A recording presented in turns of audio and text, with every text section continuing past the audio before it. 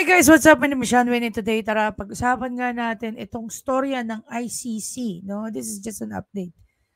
So, as we all know, kanina nga nagkaroon ng live si Teacher Mark. Panood natin, buti naabutan ko sila. So, ayun nga dito, nagbigay ng privilege speech si Senator Bato de la Rosa. And he was talking about yung pagiging transparent sana ng gobyerno or ng administration ni PBBM. Okay? So sa mga hindi pa po nakakapanood, please go ahead and i-check nyo po ang replay ng live ni Teacher Mark para mapakinggan nyo po si Senator Bato. Kanina nga sabi ko, actually nakakabilib para sa isang Bisaya na gaya ni Senator Bato na ang mga salitang ginamit niya dyan in Tagalog ay napakalalim.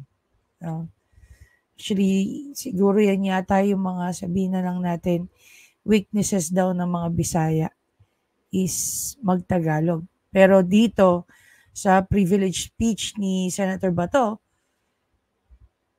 ang kanyang pagtatagalog, akala mo siya ay isang taga either Batangas or Bulacan. Yan yung mga lugar na malalalim ang mga Tagalog. But anyway, ang pinaka-highlight nga natin dito is itong sinabi ni SOJ at saka ni PBBM. So makikita nga rito sa post na i-post ni Sir Coco Locoy, sabi ni SOJ dito, Philippines to okay ICC drug war probe in country if legal process met. So what exactly ang ibig sabihin dyan ni DOJ Secretary Remulla?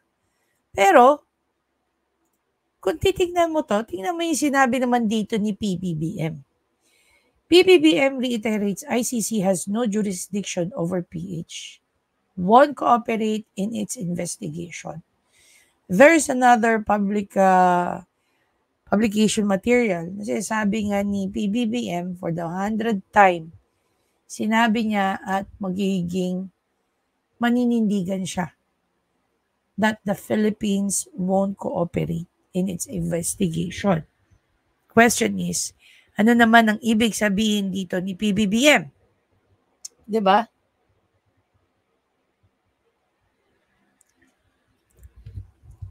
Meron din ako nakitang isang post, but this is coming from VP Sara. Ayon dito kay VP Sara at babasahin ko sa inyo.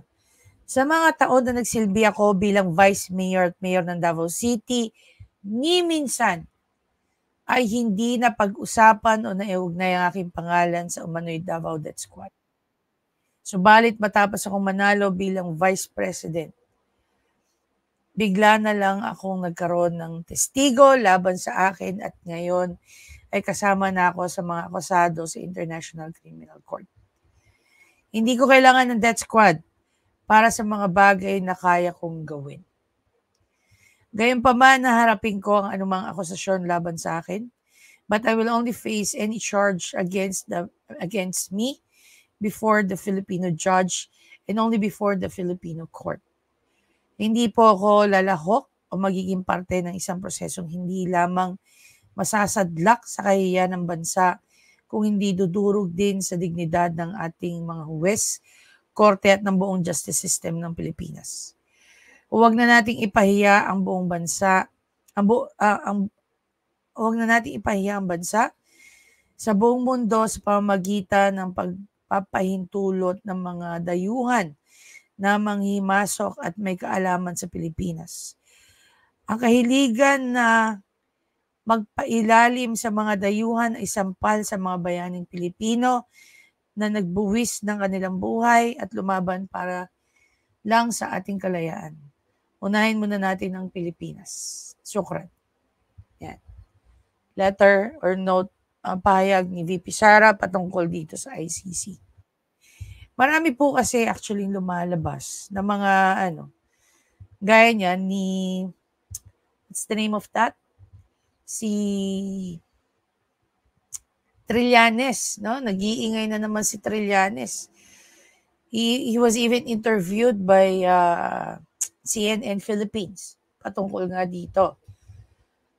hindi ko na siya sasabihin verbatim, pero yung gist ng kanyang interview na sinasabi niya ron na nanggaling o nandito ang mga taga-ICC, nag-i-interview, 'di ba? Nabanggit ko nga yun sa inyo kahapon sa aking commentary. And I don't know kung gaano ba, no, mapapalagay ang mga tao gaya ni Senator Bato de la Rosa tungkol dito sa ano ng ICC. Okay? Even ni VP Sara.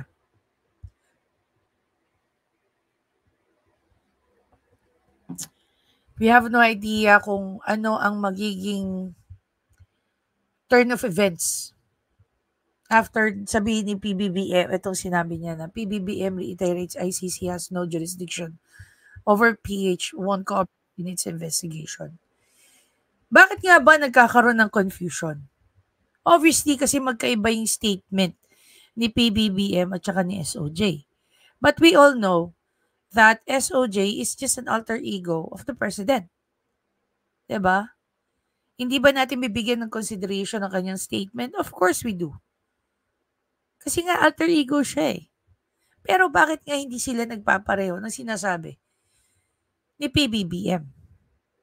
Meron ba dyan hindi naiintindihan kung ano ang sinasabi ng presidente? O meron dyan nagkakaroon ng sariling desisyon? We don't know who between the two of them. Diba? In the past few days, sa mga interviews kay SOJ Rimulya, he's very consistent sa kanyang mga sinasabi. Diba? Or meron lang tayong hindi naiintindihan dyan sa sinasabi ni SOJ. Diba? Let's give him the benefit of the doubt. Kasi kung sasabihin ni SOJ rito,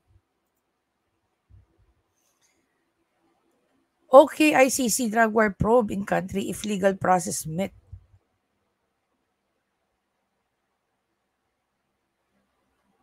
Kung babalik nga naman tayo kay PBBM, dito naman kay PBBM, talagang hindi tayo tutulong.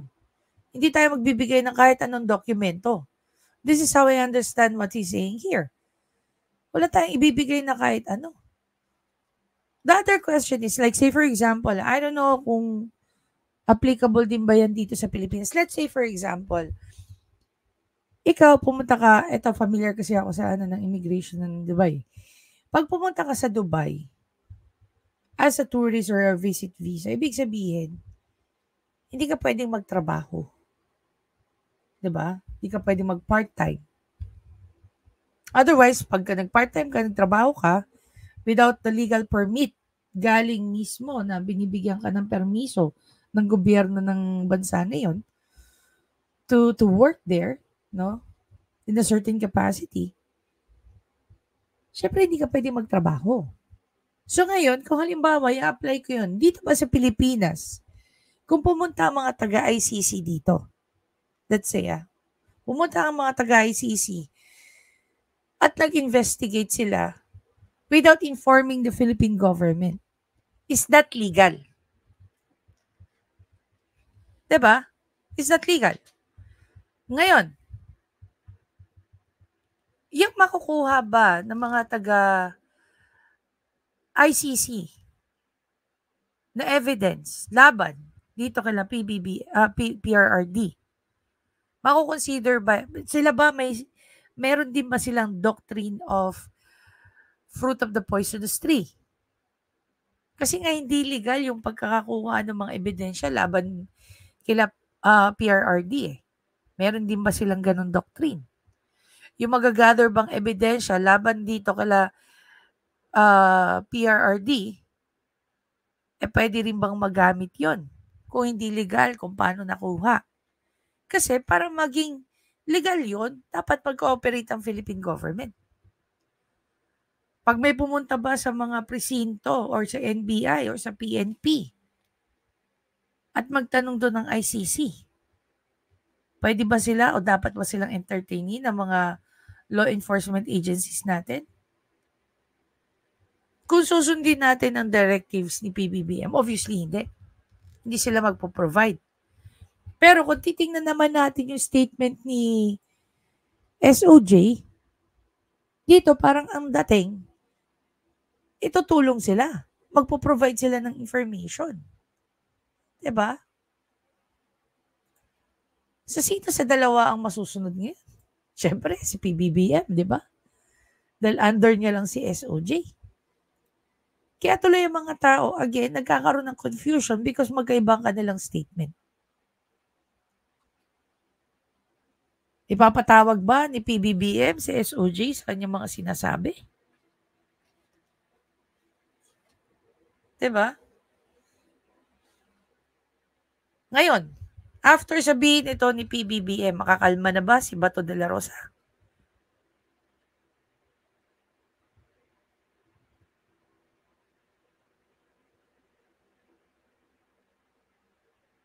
Sa tingin nyo, after sabihin ito ni PBBM, makakalma na ba si Bato de la Rosa? At kung sino pa yung mga involved dito sa tungkol sa EJK issue na to.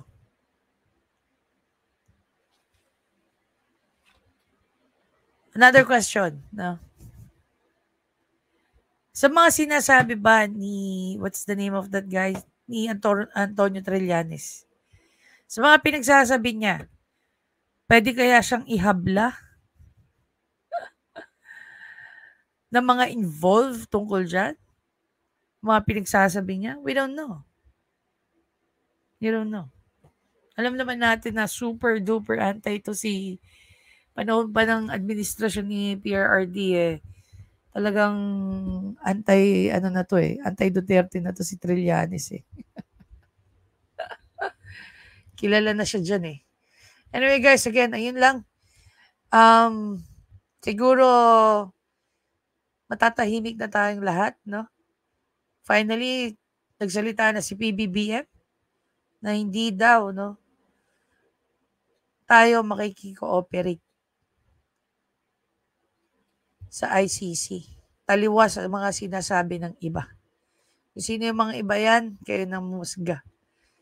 Have a good evening, guys.